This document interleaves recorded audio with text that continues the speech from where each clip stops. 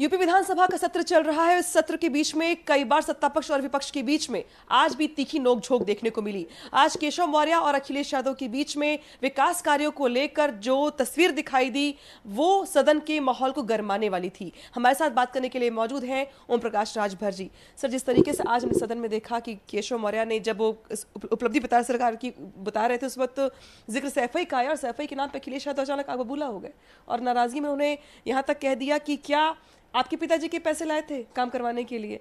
तो ये जो पूरा का पूरा प्रकरण चला सदन के भीतर, वहां पे आप भी मौजूद थे। क्या लगा आपको कि इसके पहले कभी ऐसा तस्वीर देखी है आपने, या आज काफी अरसे के बाद ये हॉट टॉक दिखाई दी? देखिए, जब हक की बात होगी तो गुस्सा होता है। अखिलेश यादव जी ने वंचित, पिछड़े, दलित, अल्पसंख्यक के हक की बात किया। जो लुटेरा हैं, हिस्सा लूटने वाले लोग हैं, हक लूटने वाले लोग हैं, उनको तो बुरा लगेगा। आपने देखा कि लखनऊ में 69,000 शिक्षक भर्ती का मामला हो, चाहे 68,500 का मामला हो, चाहे 12,860 का मामला हो, इसमें पिछड़ों का 27% रिजर्वेशन और दलितों का रिजर्वेशन 22.5%। लूटा किसने, दिया किसको गया? अगर इस बात को अखिलेश यादव जी कह रहे हैं तो भारतीय जनता पार्टी में जितने पिछड़े दलित नेता हैं उनको तो बुरा लगना है। इस नाते कि सवाल बहुत कुरंग है, कुरस है कि भाई आप बता दो इसको कि लूटा किसने, दिया किसको गया।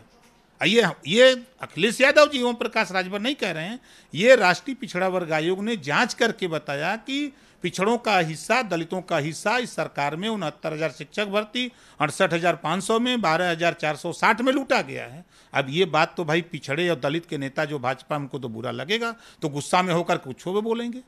भाई कोई सरकार अपने बाप की कमाई, या कोई मंत्री, कोई विधायक अपने बाप की कमाई से सड़क नहीं बनवाएगा, कोई विकास का काम नहीं करेगा। सरकार की जो धन है उस धन से ही वो विकास का काम होगा।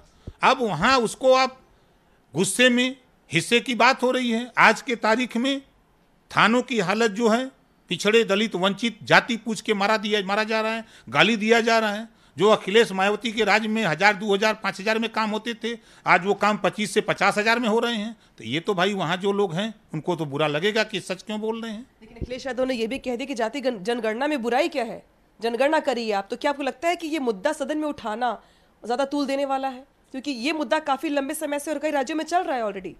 देखिए, जातिवार जनगणना, जब विधानसभा का चुनाव आता मैंने देखा तो मेरे यहाँ भी बहुत लोग आए, वो झूठ झपाट बोल के टिकट तो ले लेते हैं। उनकी बिरादरी का अगर 20,000 वोट है तो नेता के यहाँ जाके कहते हैं कि 1 लाख वोट है। तो नेता का धरातल पर तो नेता है नहीं, तो वो बता देता कि 1 लाख।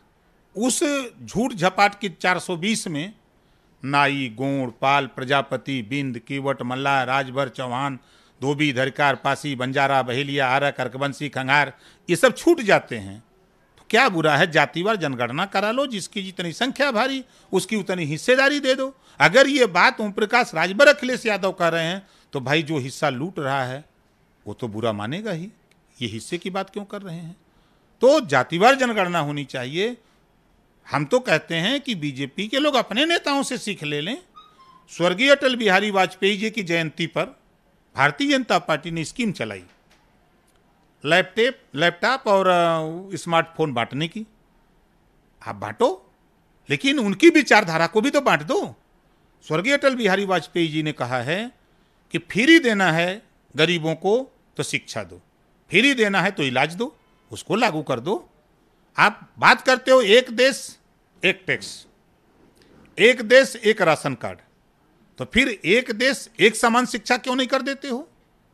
अमीर का बेटा अलग, गरीब का बेटा अलग। इस बीच यूपी सरकार पहला बजट पेश करने जा रही, दूसरे कार्यकाल का पहला बजट है। कहा जा रहा है कि अब तक का सबसे बड़ा बजट है, लोगों की बड़ी उम्मीदें हैं। कोरोना क्राइसिस के बाद सरकार ने दिल बड़ा किया है। लगता है आपको कि बजट में क्या होगा, पिटारे में क्या होगा वित्त मंत्री के? ऐसा है ना, जब मैं तो 18 महीना साथ में रहा और उसके बाद 5 साल सदन में रहा पिछले कार्यकाल में, और फिर दूसरा ये बीजेपी कार्यकाल है, उसमें भी हमको 2 महीना हो ही गया।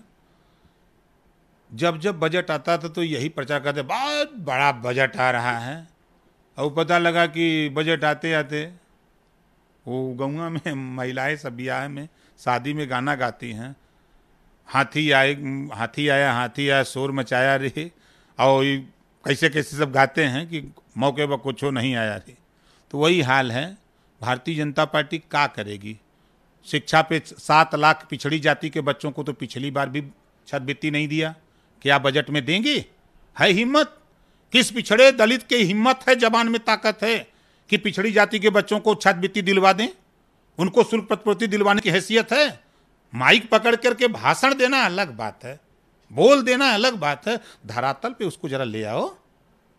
सामाजिक न्याय समिति की रिपोर्ट 2018 से मैं उनसे लड़ रहा हूं, कब से? जब से सत्ता में गया हूं तब से, 2017 से 2022 हो गया ना।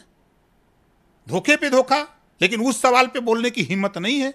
काका कालेलकर आयोग की रिपोर्ट 1953 में बनी, 55 में आ गई। 28 साल धोखे में कौन रखा?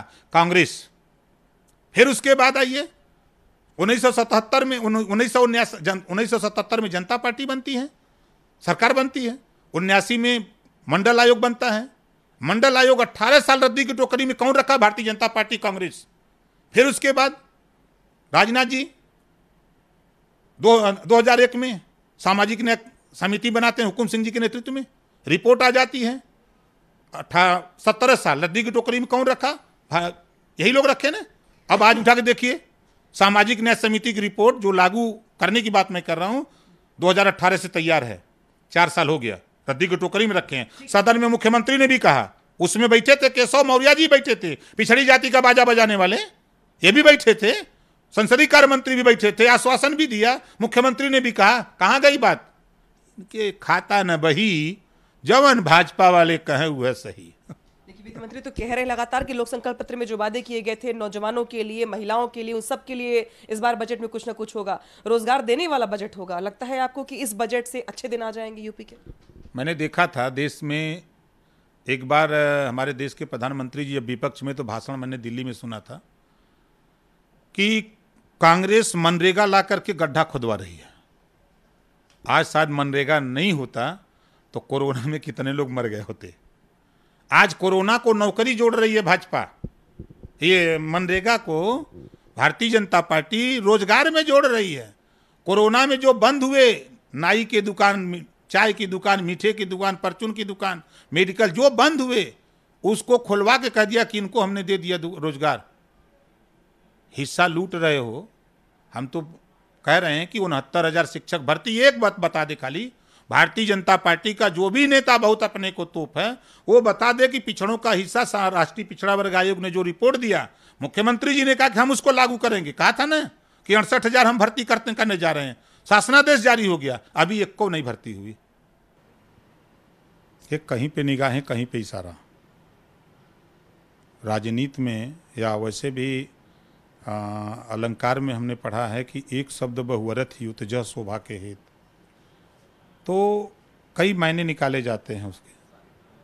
तो नामांकन किया है तो समाजवादी पार्टी के पास 125 वोट हैं और 3 तो फेयर हो जाएंगे, 102 बचते हैं उनके 23।